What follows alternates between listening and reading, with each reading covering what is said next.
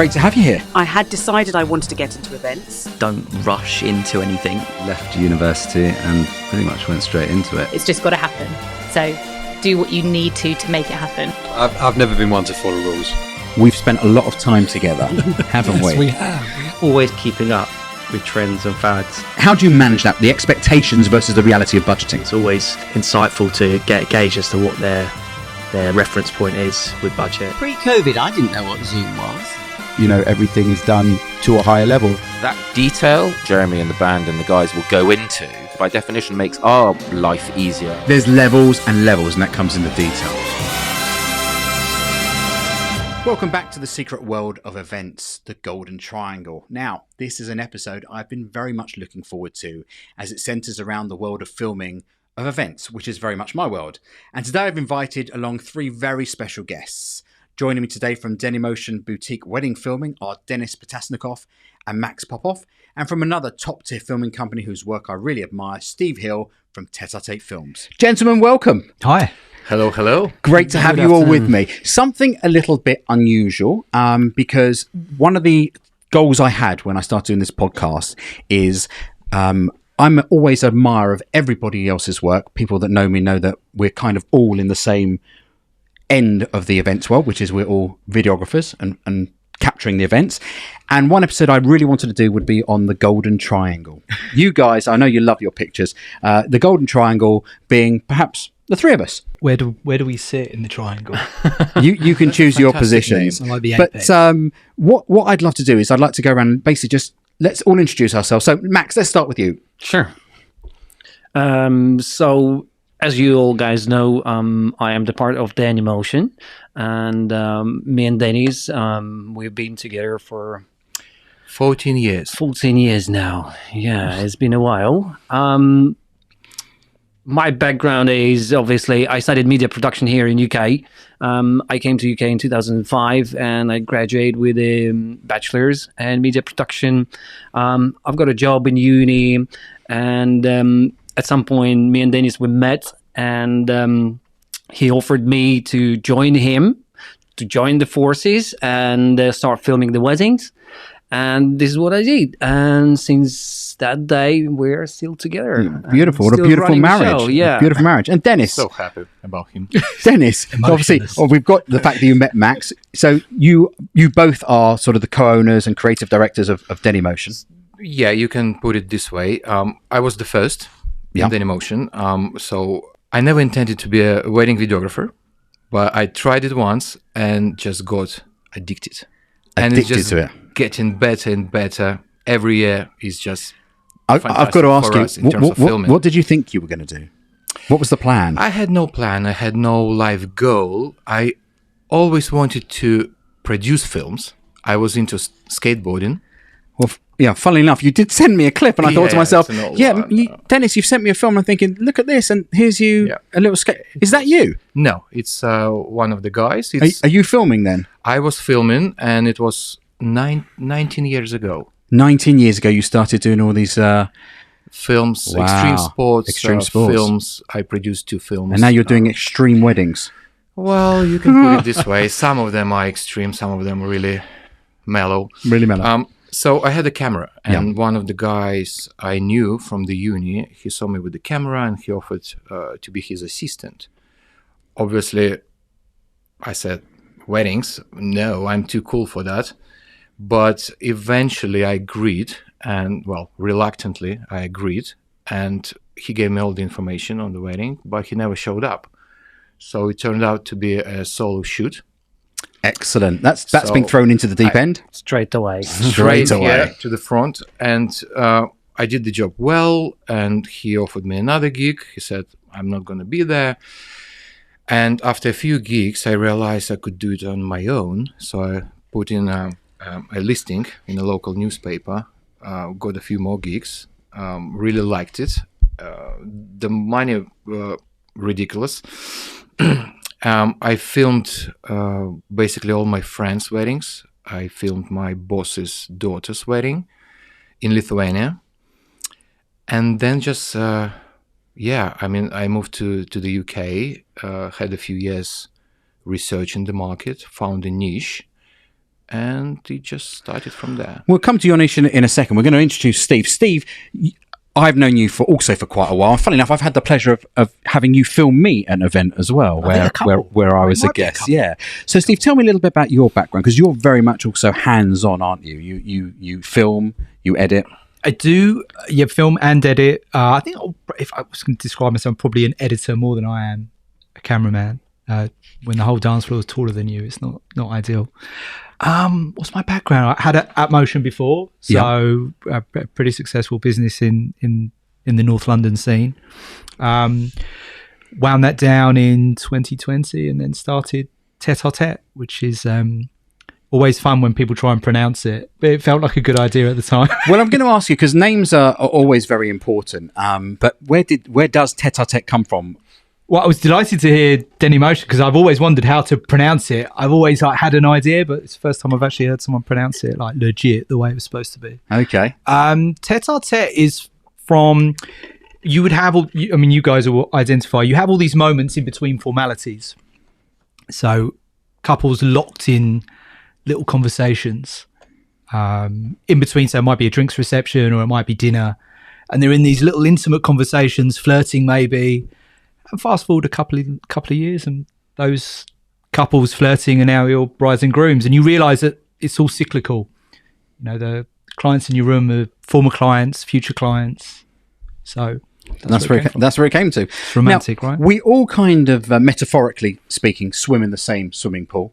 We all cover the same sort of area. We're all, I'd probably say, competing for the same clientele, but equally not competing against each other. We're all, I would say, very different in styles.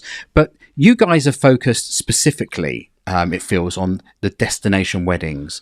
I feel like it's a big part of what I see out of your social media, and it's a big part of your business. How did that sort of crack for you? How did you sort of make that transition out of sort of the local stuff into the sort of international world? Yeah, it was a beautiful story. Dennis might going to add something, but it goes back to 2012 when we got our first destination wedding, which was in France. And it was lovely. We really enjoyed it. But then as a result, we got a second destination booking in Croatia. And I do remember still now that moment when we finished filming and we were on the island, and it was a photographer, Nolte, from South Africa. And we grabbed the cocktails, and I turned to Dennis and I said, "You know what? I love it." He goes, "What?" I said, "Look, we're in Croatia, beautiful weather, Adriatic blue sea, beautiful people. We get paid. I want to do that." It doesn't get any better than that, does it? I want to do that. Yeah. And then he said, "Okay." Because you set up, let's do this. You went and set up an office in Dubai as well, didn't you, Dennis? It was basically, we had a team there. Yeah. So we had two husband and wife, and they were amazing. We started working with them here in the UK 10 years ago. Then they moved to Dubai, and we just told them, be our representative. And Steve, for you, is it destination weddings sort of on the map yet? Is it something you sort of focus on? Or are you more sort of in the domestic market? I would say I particularly chase them. If a client comes to me and says, "Look, it's a destination job," then fine. Maybe 4 or 5 a year. Nothing more than that. Nothing crazy. I don't love them. I mean, I love them in the sense that you've got the variety, but the logistics are always really, really hard work. Well, that's really interesting you talk about logistics, because I often wonder when I see specifically Denee Motion travelling. And I know when we travel as a team, oh God, the amount of lost luggage and the amount of kit. And now I would say, now that the EU and we're outside of the EU, the paperwork involved for us. But do you still love like the destination stuff? Does it still hold? You love it. End of story. We love it, but initially we had this, we thought it would be a dream job, luxurious traveling around the world. But then, then we realized it's so responsible, getting all the footage back, even though you have a backup after the wedding, but it doesn't matter. You cannot upload anything overnight because the Wi-Fi sucks there. So for me, the most stressful moment is getting the footage back and without any lost baggage, even though I don't really care about the metal tripods sure. and stuff. Yeah. It's all in my. Say that. I have mine lost on the way to a job. I had mine on Yeah, we had lost on the the way to same job. Job with no I tripod. had the same, but luckily we had a few people who helped us. It was in Dubai as well. Then we found the bag, probably after 2 months. It was there in the airport. It was there in the airport. in the storage room with And all here the we come. equipment. with Yeah, my- and here my we come to the clothes. topic about, like, I see, again, no disrespect, to other videographers, etc. But I see a lot of like people they come to the shoot, 2 luggages full of everything. It's not like we have a policy in Denee Motion, but we aiming towards that is that the cameraman, like event or wedding cameraman, he must be lightweight. Okay, I can travel with 1 backpack. My gimbal, actually fits my camera bag with the 3 lenses, 2 bodies, batteries, etc. All I need is just a small tripod. Even the tripod that I bought is actually, it's a full-size tripod, but it's compact. It's like that, and it's solid. Well, I guess that comes down to the differentials of all the teams and how we operate. And this is one of the things where I really wanted to get all of us in the room today on a podcast, because I see other people film the way other people operate, like yourselves, and I think to myself, wow, I couldn't imagine. When we shot a wedding in Lake Como in the summer, and we had 14 cases of equipment going out. Well, we had 7. We had 7 camera team. We had 14 cases of equipment, and it was heavy. And we lost we lost 2 cases on the way as well. Fortunately, nothing too dramatic because we have all our cameras with us, and of course there was other. But when I see you guys travel so lightly and so nimbly, I'm in awe of how you pack that down and how you go with such little equipment. It feels like to me. So those events. Look, it used to be huge cases. In terms of the offerings we all have, I feel like we differ greatly in the films we deliver. Steve, how would you sort of describe the offering that you offer out to clients in terms of your event filming? How is it sort of packaged up? Let's take a wedding, for example. What's a typical wedding? What's my ethos, or what I'm going to deliver them? Yeah, what's your delivery? What's your sort of pitch to your client in terms of the film they're going to be getting? It's pretty much stolen from Mad Men. Okay. Which I didn't realize until a client pulled me up on it the other day. And I was like, oh, right, actually, you're right. I think of it as a time machine. You want to take them back to a time and a place. So that's details, that's obviously emotion and sentiment, but also exhilaration. Like, it's always been a big part of my films. I remember the first time I did a Jewish wedding. I'd never been to one before. And we filmed all this dancing. I was like, what on earth am I going to do with this? Yeah. But having my career before I came into this end of the business, I used to work in commercials and music videos. So I just thought, well, why don't we just make a bit of a music video out of it and then drop a speech in? And that formula seemed to resonate with people. So I try and say, look, it's a time machine that is going to take you back to what's going to be one of the pivotal days in your life. It's not just for you, it's for your grandkids and their kids, because the quality in which we're acquiring and delivering in now is so good that it should stand the test of time. Right? I absolutely agree with Steve, and I always add, a wedding film is like a good wine. It needs time to mature. Absolutely. And you will appreciate it in 5, 10. Do you ever go back and watch your old ones? Well, funnily enough, I do. I do quite a lot. Clips. Yeah.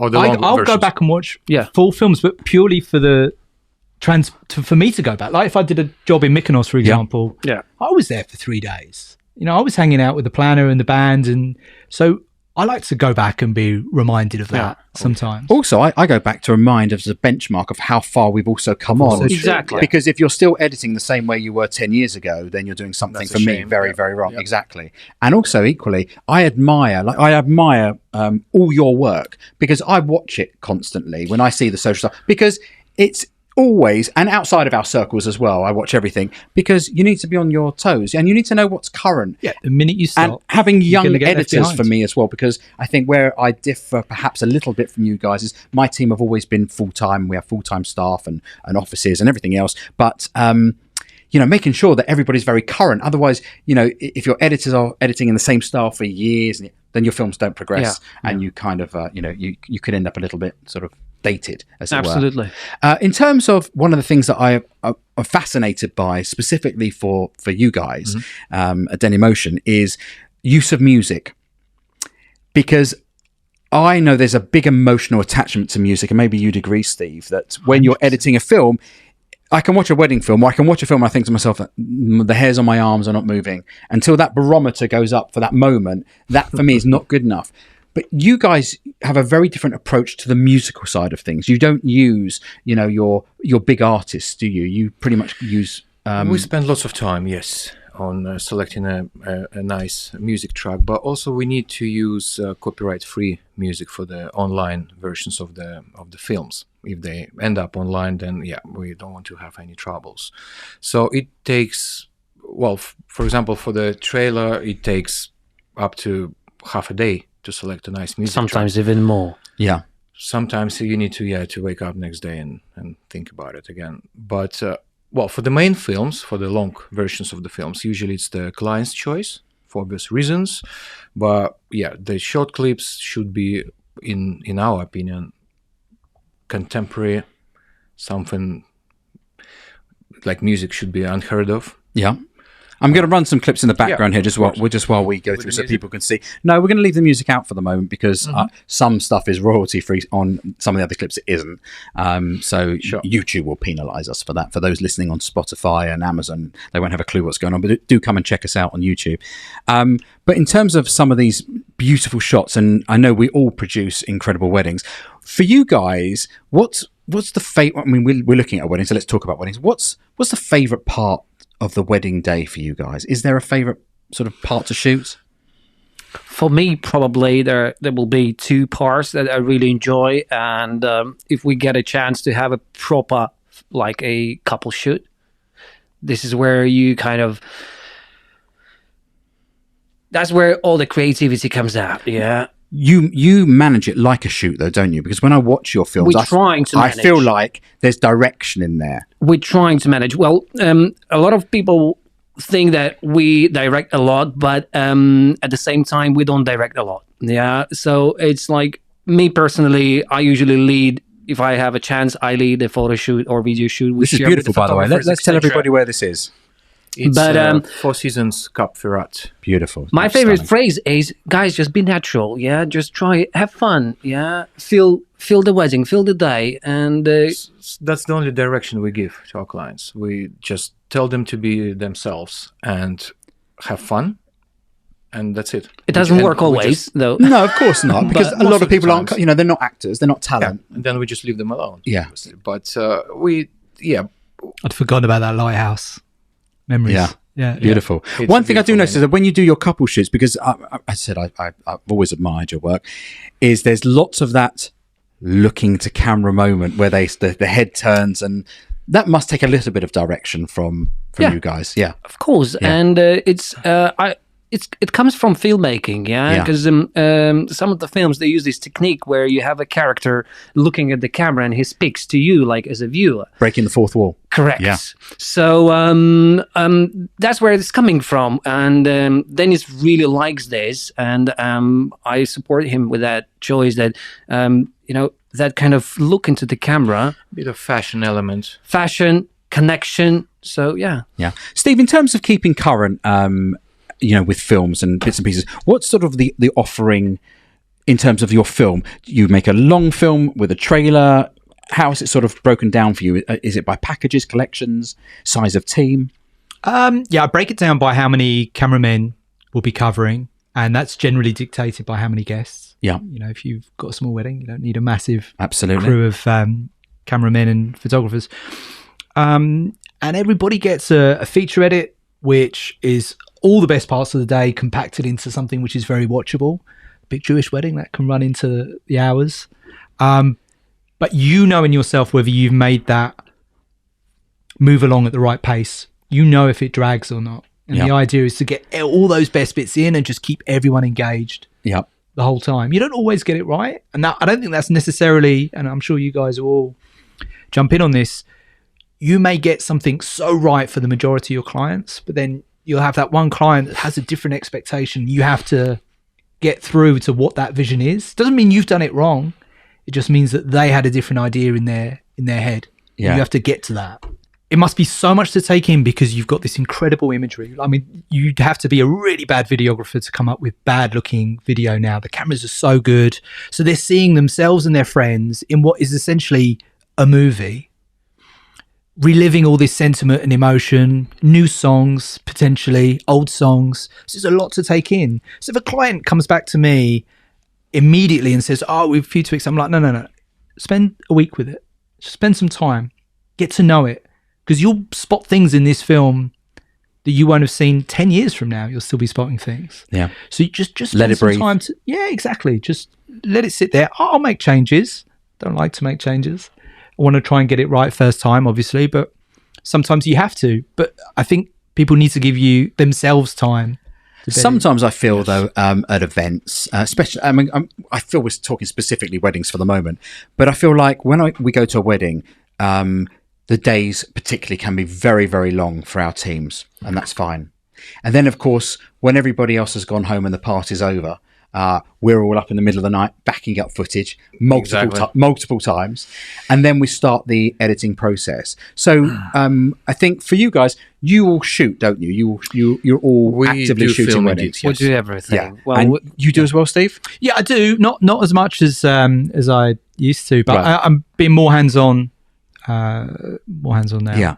And from the editing side of things, I know I've seen stuff of you saying late night edit, early morning edit.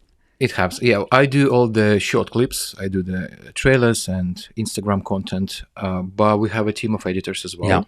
Yeah. We still do a few films when we have time, but usually it's during winter months. But we've got 3-4 editors, so it's basically it's done for us. We don't have time for you hand it over to them long films. It's taken just care impossible. of. Yeah.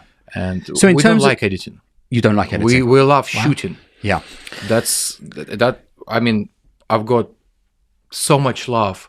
Yeah. For the craft of filming. For the filming. Yeah. Me the itself. same. It's completely different. But that comes down to also the trust of the team that you've put in place, and it's probably been built over many years to have those editors that you can work with. You can simply hand over the footage and know that they're going to deliver you back for your clients. Correct. Just an incredible sort of film. The process is I get the films. Yeah. And then I spend a few days to check it frame by frame. Yeah. Before submitting to a client. So again, it still takes time, even though I don't do the main edits. But it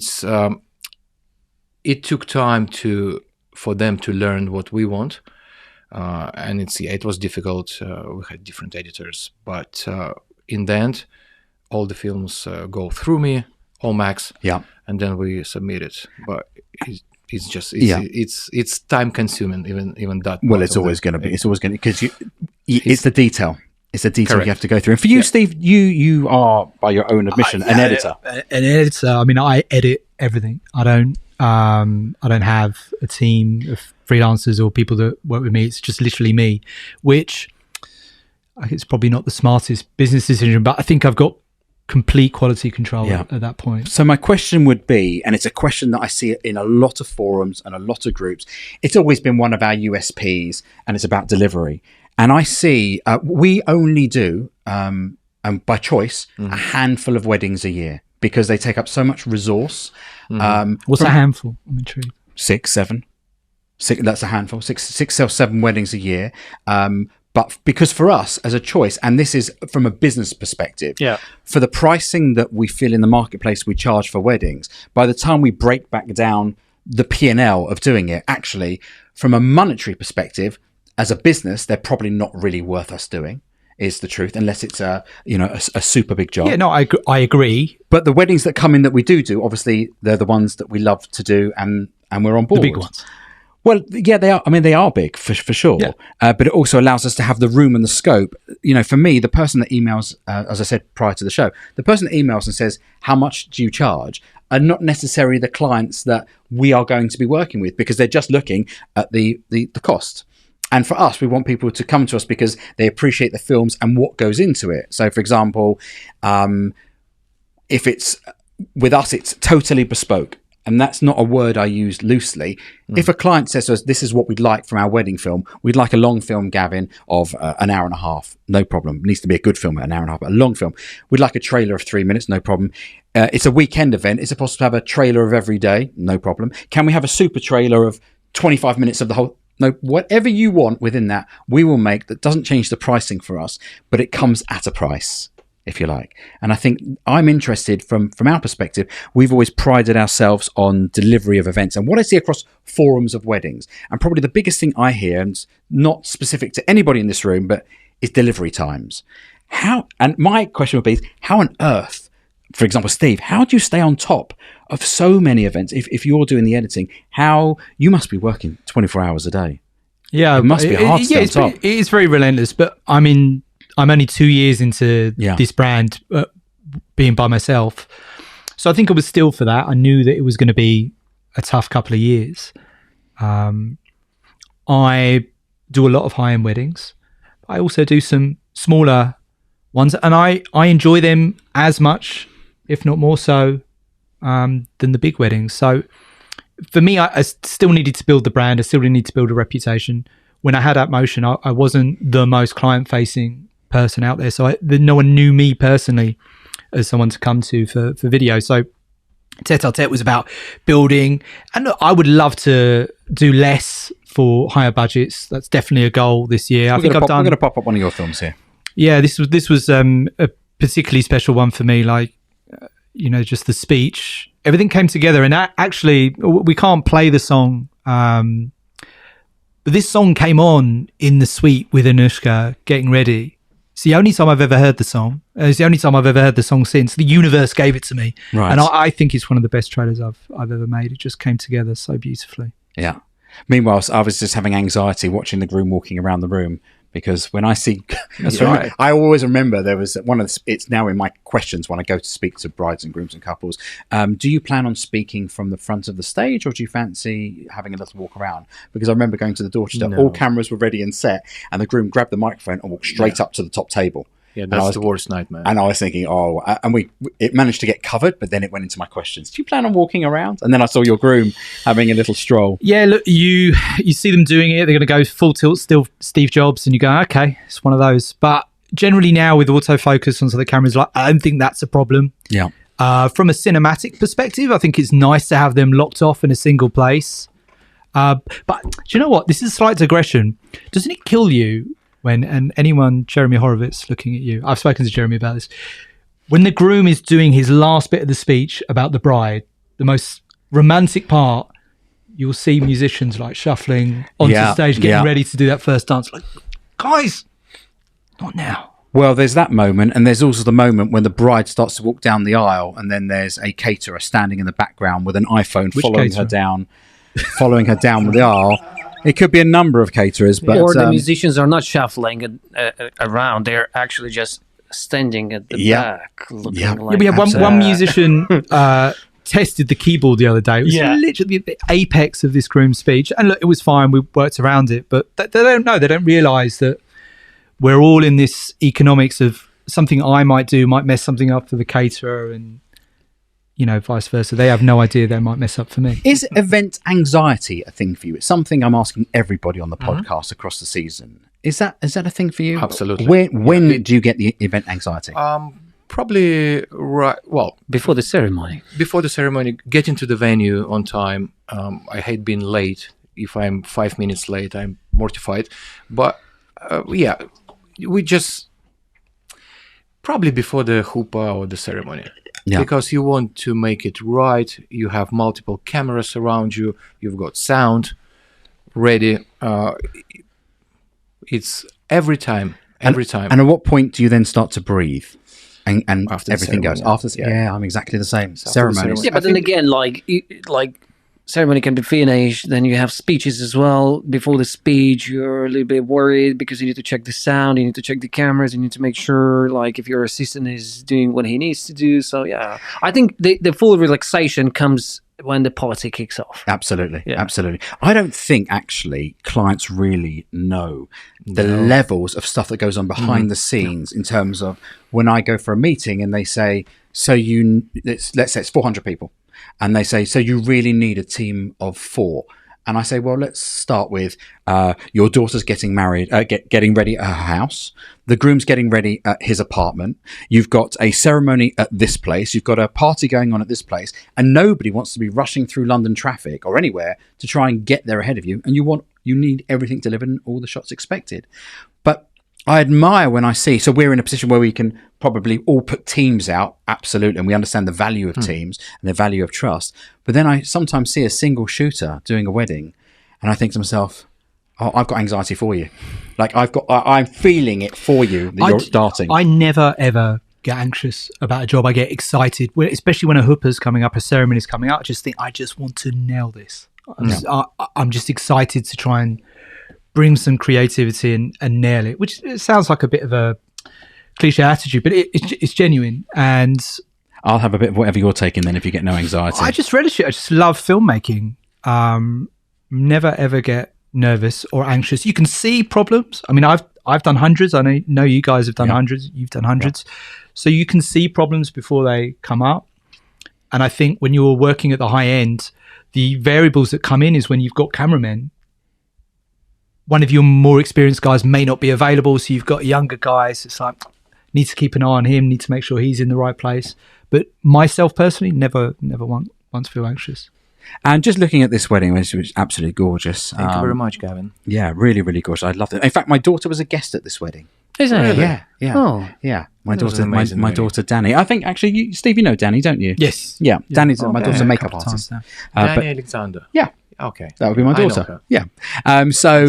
She said it was a phenomenal wedding. The venue, one of the best Absolutely venues for us. beautiful. And what filming abroad gives all of us is just an incredible landscape of natural light, of beauty, of something a little bit different to what we are able to shoot here, because grey London skies are grey London Correct. skies. Sorry, Denis, I'll be quick. But it's like London weddings, they're mainly based inside. Yeah. And then whoever is planning the wedding, they rely on a big production. Yeah. Where destination, your backdrop is the beautiful- chateau, yeah, the vista, is the yeah. ocean, is the seas, the lake, is something that is naturally good looking. Also gives us the opportunity to put drones in the air, Exactly. which also gives that beautiful cinematic kind of look and feel. Not something you can do outside the Dorchester on Park Lane and make it look Yeah, but at particularly the same sexy with the time, scaffolding around. London venues are legendary.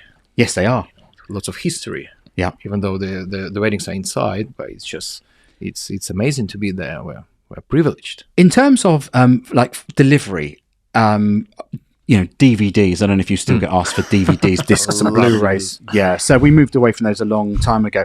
Digital delivery for you? Were you Mediazilla? What are you delivering on? Yeah, we use Mediazilla. We use USBs. If a client wants a DVD or Blu-ray, we need to outsource, but we can provide it. Is that the same for you, Steve? No, VidFlow is my platform Yeah, of it's a good one. choice. If someone asks me for a disc, I'll say no. Yeah. I shoot it in 4K or above. Why do you want a disc?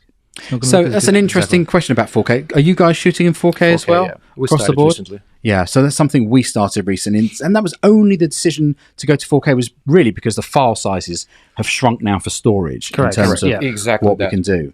But I know really one of the biggest costs for us, hard drives, backup hard drives. And when we Memory go- cards. memory cards, all sort of expensive stuff, which when it goes back to me breaking down the P&L of a wedding and thinking, okay, out of that money, what's the cost of crew, what's the cost of editing, forget meetings, forget other times, the things people don't understand, the cost of offices and hard drives. When we go abroad, the amount of portable hard drives that are split up into different bags, perhaps to make sure all the rushes can come back. What's if you've done a big one so far in 4K? Yeah. And what did that come out at? Well, that weekend in Como was 11 terabytes. weekend's 11, yeah. It was 11 terabytes. Yeah, but how many cameras? There were no. In total, including statics, we had about 14 cameras. And what's that? 3 days That's worth a of lot, yeah. events? That was 2 days worth of events. 2 days. Yeah, 2 days worth of events. Yes, although one of the events was a little bit I smaller. would say an average wedding in 4K And I've got a mix of cameras, so it's not all H.265 stuff. Easily be 2 terabytes. Yeah. And a couple of years ago, I had Of 5 which- in one day, so that's 10 terabytes. Well, so that's 10. So we back up twice, and one is always kept off site in case there's a fire or something. or a flood. Yeah, I mean, you don't think about these things until it actually comes and hits you. So we always sort of preempt May I ask you, gentlemen, which cameras do you use? C70 Cadens Right. across the board now. Steve? It varies. Mostly Sony. Mostly my shooters mostly use Sony, and then I try and make it not look like Sony. I thought Sony doesn't take a lot of memory, no? In 4K. So the Sonys are not too bad. A couple of Reds as well. One of which is on the way. I don't have it yet. That is obviously big file sizes. But look, at the end of the day, like it's a film. That's the way I look at it. Yeah. And we acquire the data, we acquire the footage that we want to acquire. If it ends up being 2-3 terabyte, I don't care as long as I got amazing footage to work with. No, absolutely. But for what I always think about at the end is I look in our storage now, our off-site storage, and we've got about 400 portable drives, all full of work since the day we started, coming up to 13 years ago. And I've never deleted a thing. It's also, and now the file size is that much bigger. Well, that's the benefit of something like VidFlow, and that it goes up to a cloud. It's not infinite. Like I think they guarantee 10 years it will be up there, but the point is that it does exist elsewhere that you can then pull it from. And so I'm going to ask you, does VidFlow store all your rushes, all your raw footage? No, it doesn't store the rushes. It's a good retort. Well, I mean, we can talk about Google. We can talk about Google Drive. That's probably a little bit too geeky for our audience about how we're all going to store it. And probably even the camera chat. Storage. It can be done. You just need a very, very fast internet. Yeah, you need a big pipe to get it. All people need to know is that we pipes. store in different places. Yeah, There absolutely. are multiple backups, cloud and look, physical. sometimes data will get corrupted. That is not anyone's fault. It just happens. Absolutely. It happens. Cards fail, cameras fail. Yeah. And the goal, I'm sure, is the same with you. I always tell clients, we're not losing your footage. If anything bad or horrible, please God, it doesn't. Yeah. Will happen. It's an angle. Yeah. It's an angle that's lost. We work around it. We edit around it. I'm an editor. I'm happy to have that challenge. I was a guest at a party recently, and it's quite interesting because you don't get to see parties filmed when you're not sort of actively involved. So I don't necessarily get to see other videographers work. But what was interesting to me is it was a Jewish wedding, and I saw the camera team filming the chuppah. I know the way we do it. We're pretty much set in positions. We do not move. We're unobtrusive, but we try not to move. Photographers move around us.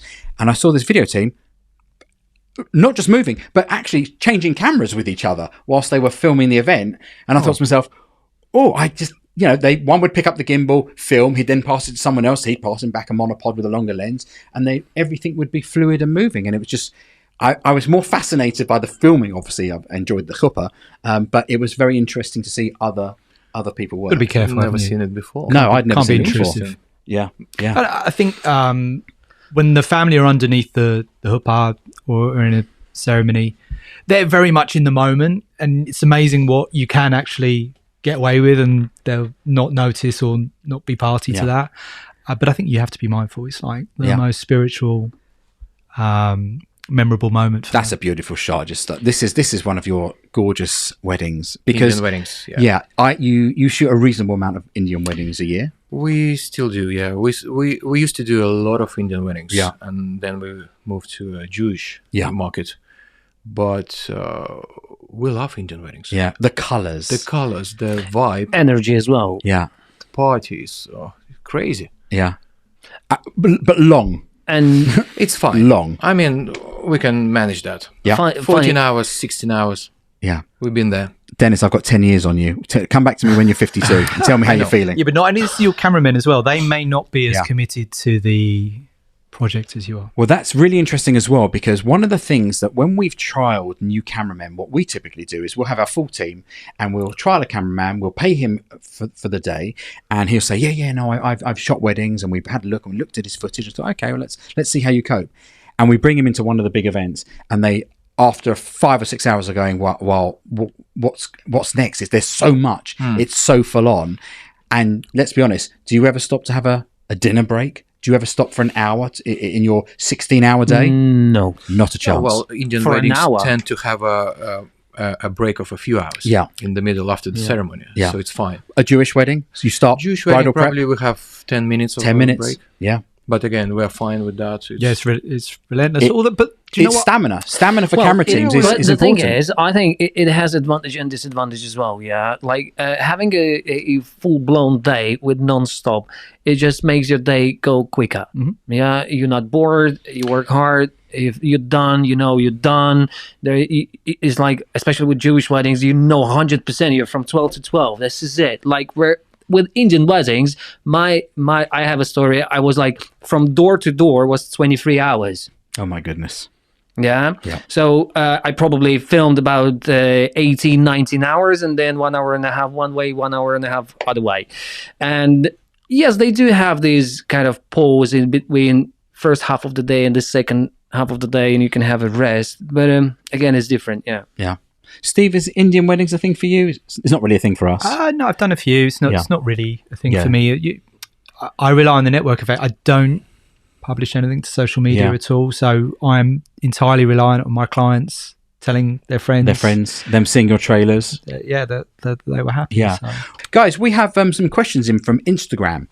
These are from our subscribers, and each week they post up some questions. So let's see what we got for everybody. How important is the relationship between a photographer and videographer at an event? Steve, you gave a little chuckle. How important is that relationship? Massively important and not important at the same time. Depends who the photographer is. Okay, well let's quantify that. Talk to me. So I would say two of my best friends in the business, three of my best friend. Where is he? In the business of photographers, I think we're so closely related in terms of what we're doing and how we're achieving it. Obviously, the end product is different, but you essentially need to be in the same places at the same time. So you have to have a good relationship with them. However, there's been plenty of times where I've shown up, I don't know the photographer, they're a bit demanding, maybe they're a bit anxious, and that manifests in them taking over. You just kind of have to let them do their thing, really, and not absolutely. The worst you can do is get into a conflict. You have to let them do their thing, and that will affect your job, and it will affect your results as well. So that's why I think it is very important. Like I believe that the film and the stills team must be as a one unit. Completely agree. Because otherwise, someone will feel anxious. Someone will feel, left aside. Or he doesn't get enough to produce what he wants. But when you work as a team, then it's easy for everyone. I think the advice, certainly when I have meetings with clients, is always one of, I always ask the question, who are you looking at to photograph your event? And I explain why. Of course, you can choose anybody you wish to work with, but here's the reasons why there's synergies with people who understand how other people work. It just gets a better result for an end client across the board. And that doesn't mean to say that you don't want to work with photographers you've never met. Of course you do.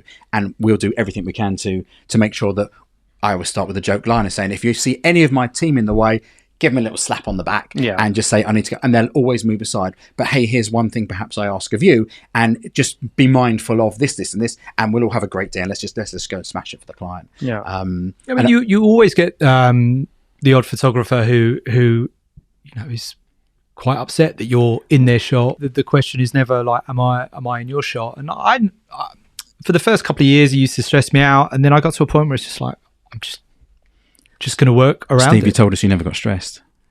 First couple of years. There you go, first couple of years. Lovely. Let's get to the next question. Is Bridezilla actually a thing? Absolutely not. People are different, so brides are different. We can handle anyone. We just need to be professional on the day. Let's clarify, what is Bridezilla? Yeah, that's a good question. I guess it means someone having a tantrum, someone being a bit of a diva, a bride being a bit of a diva, because I've seen plenty of brides have a meltdown, and everybody maybe in bridal prep, when there's lots of people in the room, there's a bit of anxiety coming in for them. It's just, I find from a professional point of view, if there's camera or photographers there, it's just be calm, always to be calm. This is where our job is as well, like partially, like a paparazzi team, photographers and videographers. We need to be a little bit like psychiatrists, like people, like they just said, everyone is different. So if something is wrong, we're there to help out as well, Absolutely. To calm people down, to explain them, because we've seen those weddings hundreds of them. Yeah, we know where is it all going and how it will end up. So we're there to explain that because they're having their first wedding in their life. Steve, for you? I think that there's so many factors, the attention, the anxiety, the nerves. So I'd never take it personally if there's something going on. I mean, not that anything's ever been directed at us. No, I don't think it's ever been directed at us. It's usually around family, actually. It's usually family. But anyway. I remember that wedding. Remember in France, the last wedding we did. Not maybe the very last one, but groom came over to me and he said, Max, you know what? Thank you so much. Like, you've been better than a planner. Max is really good at that. Yeah, it's like those words. My favorite. Because you're always smiling, Max. Pardon? Because you're always smiling. He's not always smiling. It's like there is no need to panic. Yeah, no need to panic. If people are stressed out, you just calm them down. Explain everything's going to be right. Because it's also, I always say, like, when my couple asking me, what do you need from us? I always say, guys, just like, I need a smile on your face. When you're stressing out, we can't do anything about it, yeah? Then the film will be like this. Yeah. So I'm not going to be able to edit that. Equally, there's sometimes humour to find in that. And, if you're working with a family that generally are a bit volatile towards each other, they wouldn't be uncomfortable with you highlighting that in the film. Sometimes that is just their story. So. Here's the next question we got coming. Photographers with an assistant holding a giant flash on a stick. Necessary? ? That's probably the question for photographers, no? Yeah. From our perspective, it's an eyesore. No. Yeah. Because it ruins, we try to work around it. Yeah. But yeah, it's a live coverage, so I guess they're there to do their job. It's a perfect example of where a couple of years ago, or rather early years, that would have affected me. But if they feel that's something they really need to have to get their shots, and the clients book them knowing that, I'm gonna treat them differently. I would say, as long as they work with a video team, and they do their shot and they coordinate that we can produce our shot without that flash in the shot. Yeah. Then I'm happy. But again, a lot of photographers, they have different techniques. Yeah. Like, for example, Blake is using on a high stance flash around the stage. Edge of the... Someone is doing, in general, no flash, nothing, natural light. Especially destination photographers. They don't use flashes at all. Yeah. So, it depends. Okay. Next question we have in, Antreed 977. Your favourite party band? Do you have a favourite? No, I think they have... Well, I'm really close to Totem. Yeah. I know Brett personally, and I've done a lot of gigs with them, and I traveled a lot with them. And I really like the guys as well. We were quite close with Jeremy as well for Musica. These are the bands that we work. Yeah, you see week in, week out. Yeah. For you, Steve?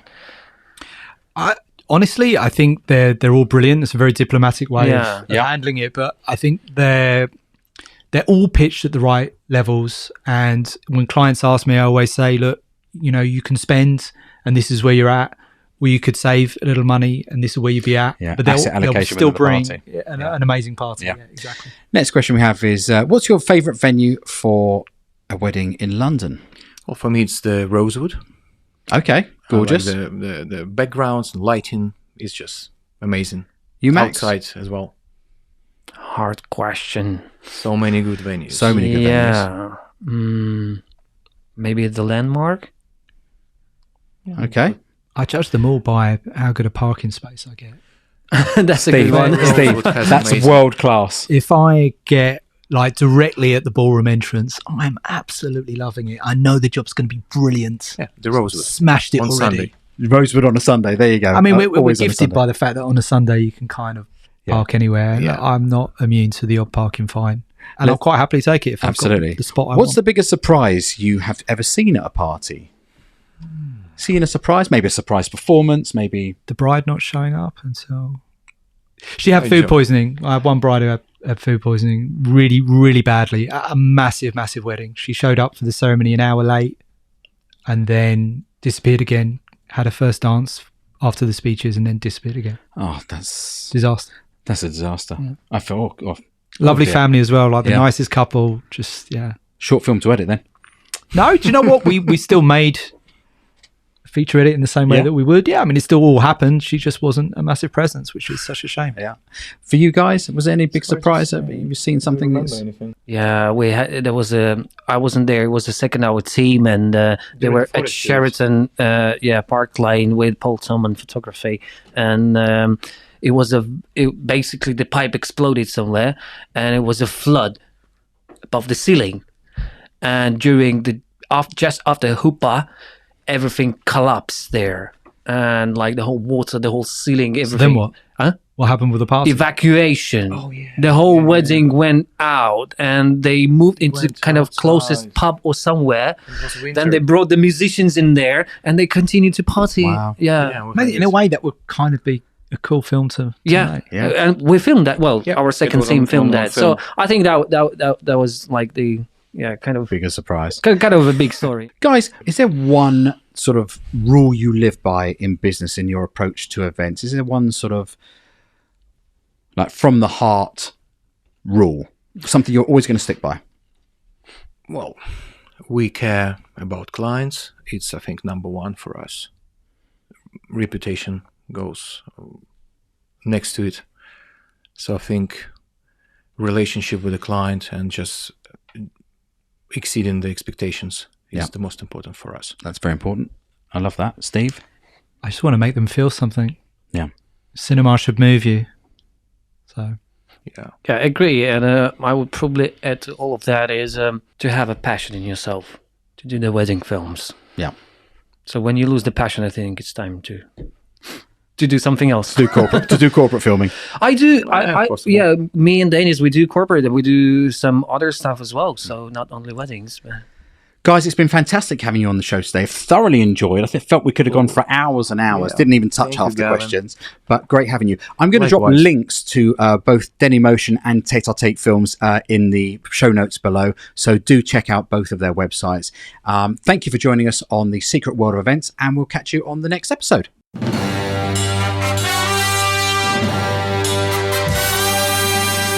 Great to have you here. I had decided I wanted to get into events. Don't rush into anything. Left university and pretty much went straight into it. It's just got to happen. So do what you need to make it happen. I've never been one to follow rules. We've spent a lot of time together, haven't we? Yes, we have. Always keeping up with trends and fads. How do you manage that, the expectations versus the reality of budgeting? It's always insightful to get a gauge as to what their reference point is with budget. Pre-COVID, I didn't know what Zoom was. You know, everything is done to a higher level. That detail Jeremy and the band and the guys will go into, by definition, makes our life easier. There's levels and levels, and that comes in the detail.